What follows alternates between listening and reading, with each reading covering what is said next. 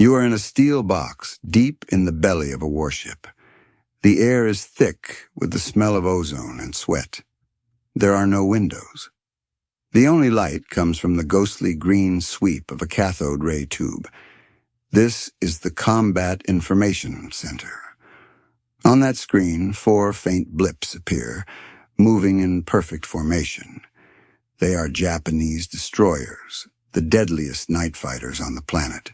They think they own the dark. But tonight, in this room, you can see them.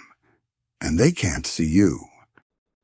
This is the night after night, their destroyers, sleek and fast, would race down the narrow channel known as the Slot, delivering troops and supplies to beleaguered garrisons. The Americans called it the Tokyo Express, a name that belied its lethal efficiency. For the United States Navy, these nocturnal encounters were a recurring nightmare. The Battle of Savo Island on August 9, 1942, was a brutal education. A force of Allied cruisers and destroyers, guarding the invasion fleet at Guadalcanal, was ambushed and utterly shattered. The Japanese, moving like phantoms, used superior night optics and devastating torpedoes to sink 4 heavy cruisers and kill over 1,000 sailors, without losing a single ship. It was one of the worst defeats in the history of the U.S. Navy, and it set a terrifying precedent. This Japanese dominance was not based on magic. It was built on a foundation of technology, training, and doctrine perfectly suited for the labyrinthine waters of the Solomons. Their lookouts were legendary, capable of spotting the silhouette of a ship against a distant star-dusted horizon.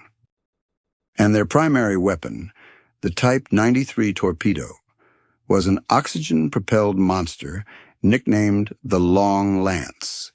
It was faster, had a longer range, and carried a heavier warhead than any torpedo in the Allied arsenal. Crucially, it left almost no wake, making it nearly impossible to spot as it raced toward its target. The Americans, by contrast, were fighting blind. Their early radar systems, like the SC Air Search radar, were a source of constant frustration.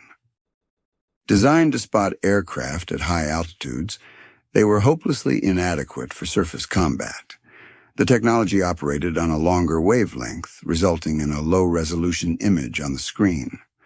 A blob of green light could be a destroyer, a cruiser, or a small island.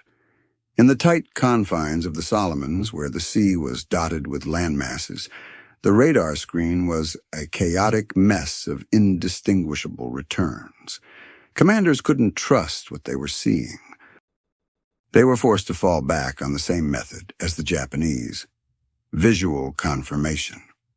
But in that game, they were hopelessly outmatched. The psychological toll on American crews was immense. Every sunset brought a fresh wave of anxiety. To be on watch on the bridge of a destroyer was to strain your eyes into an impenetrable blackness, knowing that somewhere out there, an enemy you couldn't see might have already launched a torpedo that was silently closing the distance. The Japanese doctrine was one of aggressive, decisive strikes. They sought battle in the dark, confident in their superiority. The American doctrine, born of these repeated bloody noses, became cautious, hesitant. Commanders were reluctant to commit their forces without a clear picture of the battlefield, a picture their technology simply couldn't provide. The result was a grim, repeating cycle, a brief, chaotic engagement, the flash of explosions lighting up the night sky, and then the heartbreaking radio calls of ships in distress. The kill ratio in these night surface actions was horrifically lopsided. For every Japanese warship lost, the Americans were losing several. It was a war of attrition they could not win, a strategic vulnerability that threatened the entire Solomons campaign. Something had to change, and not just in terms of hardware. It was a small, spinning antenna, housed in a protective dome. This was the SG Surface Search Radar, a piece of technology so advanced it represented a quantum leap in naval warfare. Unlike the primitive SC radar, the SG operated on a 10-centimeter microwave frequency. This seemingly small technical detail had monumental consequences. It allowed the radar to paint a picture of the sea surface with unprecedented clarity and resolution. Where the old system showed a fuzzy, ambiguous smear, the new SG screen displayed crisp, distinct points of light for every ship, large or small. For the first time, an American commander could see the precise formation of an enemy squadron from 20 miles away, distinguishing destroyers from cruisers, and all of them from the ever-present landmasses of the Solomon Islands. It was the equivalent of switching from a blurred photograph to a high-definition blueprint of the battlefield. The old doctrine treated radar as a glorified lookout, an electronic set of eyes that served only as a preliminary warning system. An attack could only commence after a visual confirmation, playing directly into Japanese strengths. Burke and his contemporaries proposed a radical, almost heretical idea: trust the machine. They championed a doctrine where the SG radar was not an aid, but the primary instrument of battle. Detection, tracking, maneuvering, and even the launching of weapons would all be dictated by the glowing green data on a screen in a windowless room. This was a profound shift, moving the nerve center of the ship from the exposed bridge, where commanders relied on binoculars and instinct, to the protected, methodical environment of the Combat Information Center, or CIC.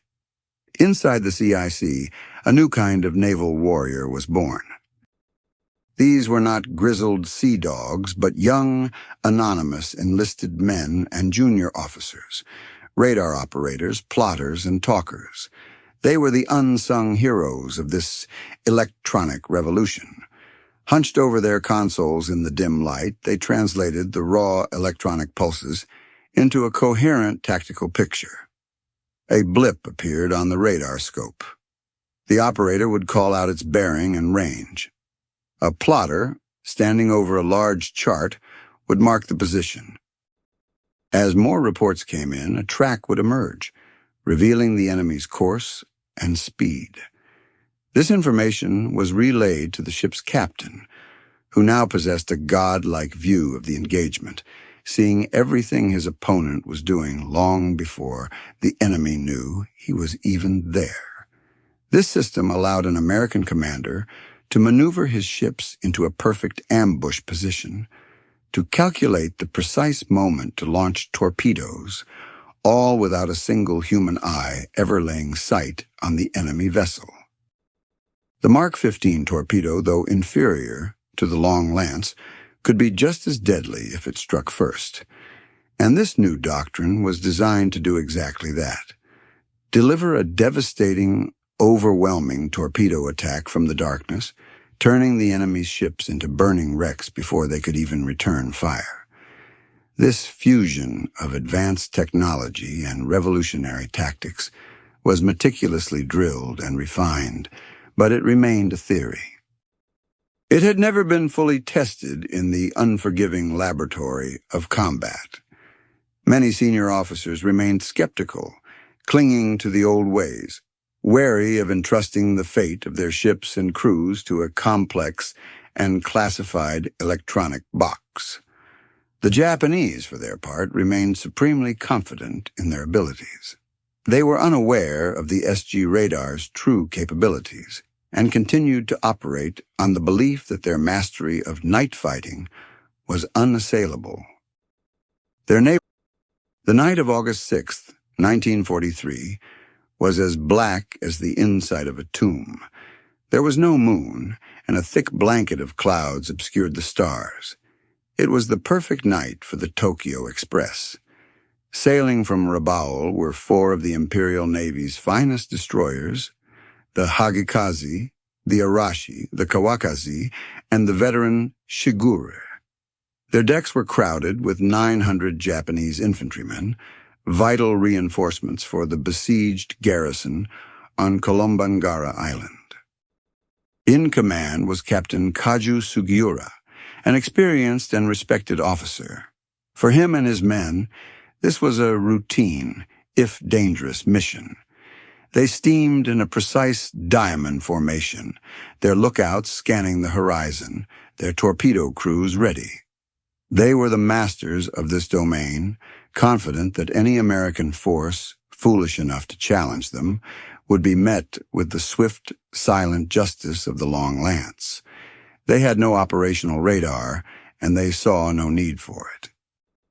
Their eyes were their weapons, but on this night, they were not the hunters.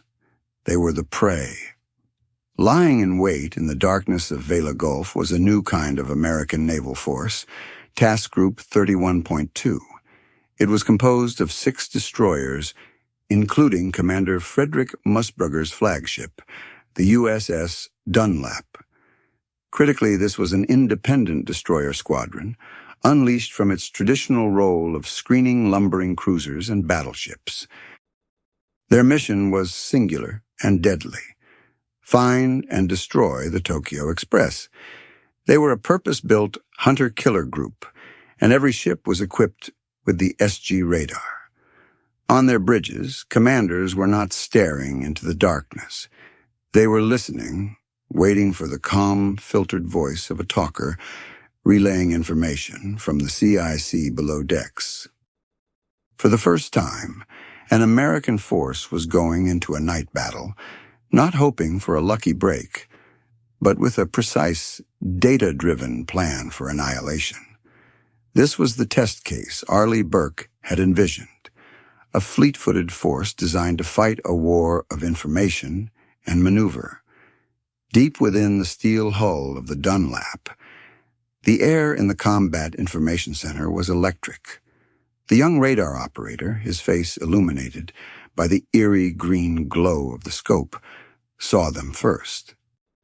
4 tiny, sharp pinpricks of light appeared at the edge of the screen, moving in a tight, disciplined pattern. The call went out, cool and professional, cutting through the tension. Contact. Bearing 015, range 36,000 yards. 4 targets. Appears to be a column of ships. On the plotting table, a new set of marks was laid down. Course and speed were calculated. There was no doubt. This was the Express. Musburger, receiving the stream of data, had a perfect, real-time map of his enemy's disposition from nearly 20 miles away. Sugiura, on his bridge, had nothing. He sailed on, utterly oblivious to the net that was closing around him. The American advantage was absolute, a godlike omniscience conferred by a stream of microwaves.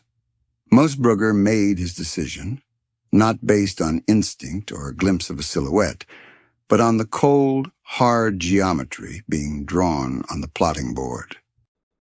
He divided his force. 3 destroyers, including his flagship, would form a western attack group. The other 3 would swing around to the east.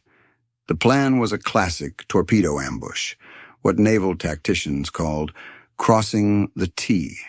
The American destroyers would form a line, perpendicular to the Japanese column's path of advance. This would allow them to launch a full broadside of torpedoes, maximizing the chances of a hit, while presenting the smallest possible target themselves. The Japanese destroyers, meanwhile, would be trapped, steaming directly into a wall of unseen weapons. The range wound down, 20,000 yards, 15,000. The American ships adjusted their courses, their movements precise and coordinated, all choreographed by the invisible dance of electrons in the CIC. The moment was approaching. The firing solution was calculated. The gyros in dozens of Mark 15 torpedoes were spinning up to speed. On the Japanese destroyers, the lookouts strained their eyes, seeing nothing but the waves. The order, when it came, was not a shout from an exposed bridge, but a calm instruction passed through a headset. "Fire torpedoes!" On the decks of the American destroyers, there was a percussive hiss of compressed air as 24 Mark 15 torpedoes slid from their tubes and plunged into the black water. They were set to run shallow, aimed not at the waterline, but at the very heart of the enemy ships. For several agonizing minutes, the only sounds were the thrum of engines and the wash of the sea. The men in the CICs watched the sweep of the radar, the friendly blips of their own ships holding position. The enemy blips continuing on their course, completely unsuspecting. It was a moment of supreme tension, the culmination of months of technological development and doctrinal debate. Everything hinged on the unseen underwater race taking place in the Gulf. On the bridge of the Japanese destroyer, Shigura, a sharp-eyed lookout suddenly screamed a warning. He had spotted the faint phosphorescent trails of the approaching torpedoes. It was too late. The night erupted. 3 colossal columns of water and fire shot skyward as the torpedoes found their marks. The destroyers, Hagikaze, Arashi, and Kawakaze, were struck almost simultaneously. The explosions were catastrophic, ripping through their unarmored hulls and detonating magazines and boilers. The sea, which had been pitch black moments before, was now illuminated by a trio of towering infernos. On the American ships, the crews who had been fighting a battle of shadows and whispers now had a horrifyingly clear view of their handiwork. They saw a Japanese destroyer break in two, its bow and stern pointing to the sky before plunging beneath the waves. They saw another capsize and vanish, consumed by secondary explosions. The raw, destructive power of the torpedoes had been unleashed with surgical precision. The ambush was a staggering success. The core of the Japanese column had ceased to exist in less than a minute. The lone survivor of the initial onslaught was the Shigure, commanded by the veteran captain Tamichi Hara. Positioned at the rear of the Japanese formation, Hara had reacted with lightning speed to his lookout's frantic cry. He ordered the rudder hard over, and the Shigure heeled violently, narrowly combing the tracks of 8 torpedoes that churned past his vessel. Dazed and disoriented by the sudden destruction of his squadron, Hara could only stare in disbelief at the burning pyres that had once been his sister ships. He had no idea where the attack had come from. There had been no muzzle flashes, no warning shots, just instant, overwhelming devastation from an invisible enemy. In the confusion, he fired his own spread of 8 long-lance torpedoes, launching them blindly in the general direction he assumed the enemy must be. They found nothing but empty water. The Americans, guided by their radar, had already maneuvered to avoid any potential counterattack. Now, Musburger's second group of destroyers, the Eastern Force, moved in to finish the job. The battle transitioned from a silent ambush to a brutal, close-range gunfight. But it was not a fair fight. The American destroyers had already plotted the positions of the burning wrecks and the sole remaining enemy vessel. They opened fire with their 5-inch guns, using radar-directed fire control to achieve terrifying accuracy. Shells rained down on the crippled Kawakaze, finishing off the crippled ship and sending it to the bottom.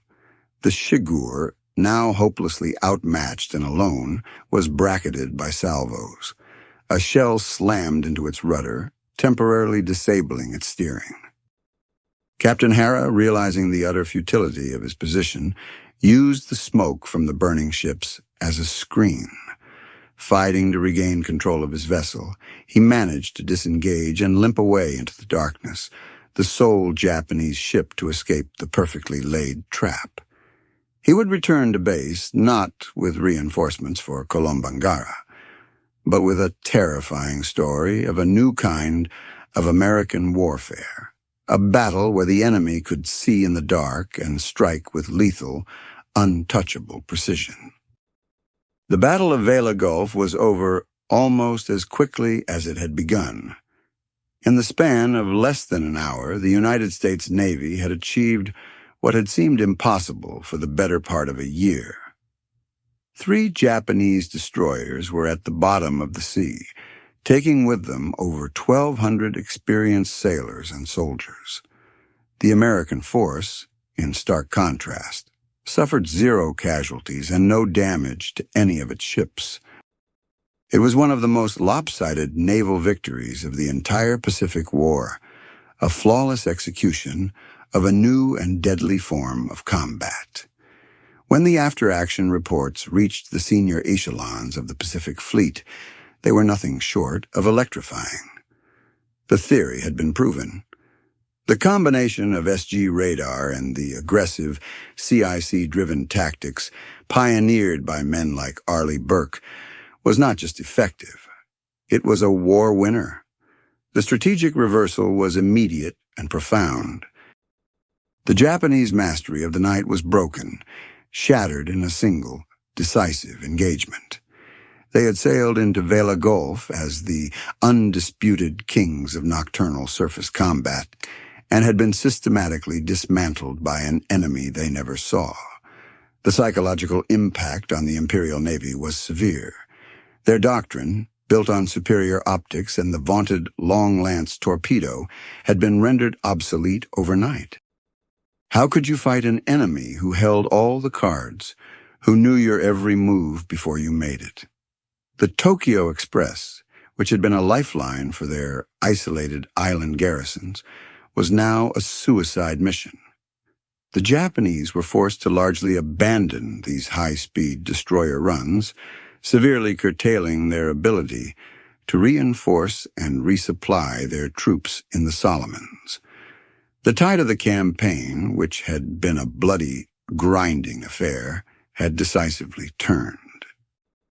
The path to victory in the Solomons was now clear, paved by the invisible beams of a microwave radar. The lessons learned at Vela Gulf were disseminated with incredible speed throughout the U.S. Pacific Fleet.